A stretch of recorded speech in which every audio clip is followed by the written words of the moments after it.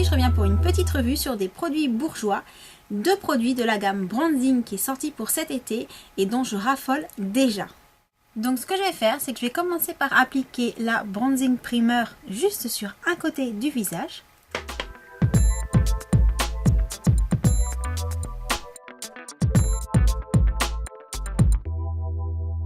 Et ensuite je vais faire de même avec la BB Bronzing Cream.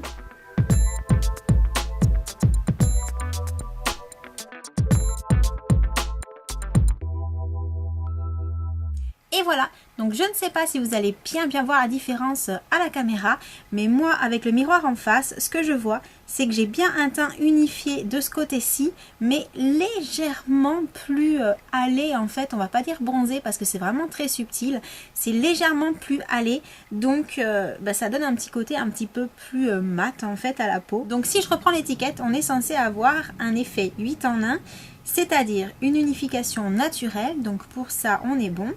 Un hâle en transparence, donc tout à fait d'accord, c'est légèrement plus hâlé, donc c'est vraiment subtil, juste ce qu'il faut.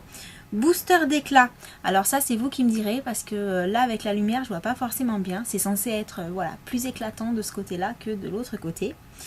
Hydratation 16 heures, donc là par contre très difficile de mesurer, en fait ça va vraiment être sur le long terme qu'on peut s'apercevoir si la peau est toujours aussi bien hydratée malgré le soleil, malgré tout ça, ou si on va avoir un petit effet de sécheresse, donc ça je pourrais pas vous le dire tout de suite.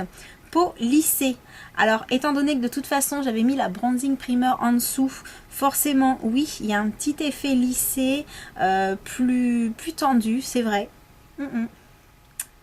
Prolongateur de bronzage, forcément, vu que ça donne un petit effet hâlé, si on continue à en mettre une fois que l'été sera passé, systématiquement on va avoir un petit côté toujours un peu bronzé.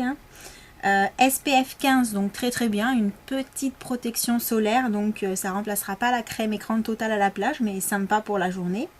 Effet frais immédiat. Alors là, pour le coup, je ne l'ai pas senti. Donc peut-être qu'il ne fait pas encore assez chaud ici pour que je l'ai senti. Mais voilà, sur le dernier point, je ne suis pas vraiment sûre, mais en tout cas, l'application est très agréable. Donc c'est déjà pas mal. Donc je vais quand même en mettre de l'autre côté pour ne pas rester comme ça pour sortir.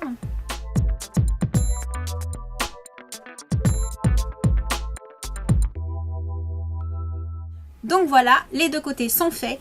Pour conclure sur ces nouveaux petits produits de chez Bourjois, la base glissante, je l'adore. Depuis que je l'ai achetée, je la mets quasiment tous les jours. En plus, elle a une odeur de caramel qui est juste trop délicieuse. La BB Cream a un parfum beaucoup moins fort, mais sent très bon aussi. Donc les deux couplés ensemble, contrairement aux idées reçues, ne font pas un effet trop bronzé. Donc vous pouvez y aller sans problème. Moi, pour ma part, je trouve que voilà, il n'y a pas de démarcation au niveau du cou. En plus, bon, c'est pas forcément très gênant s'il y a une très légère différence de teinte entre les deux, parce que de toute façon, même naturellement, quand je vais au soleil, j'ai toujours le cou qui est moins bronzé que le visage. Donc moi, personnellement, ça ne me choque pas. Je sais pas si vous, ça vous choquera.